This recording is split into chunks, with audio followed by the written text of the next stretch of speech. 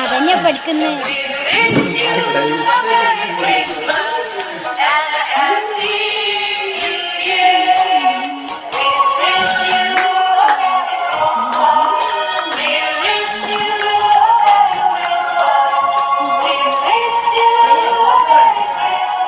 Hello guys, നേരത്തെ നിങ്ങൾ കണ്ട ക്രിസ്മസ് ട്രീ ഒക്കെ അല്ലേ, അത് ഞാൻ ഇപ്പം എൻ്റെ അമ്മമ്മേൻ്റെ നാട്ടിലാണ്, എൻ്റെ അമ്മേൻ്റെ നാട്ടിലാണ്.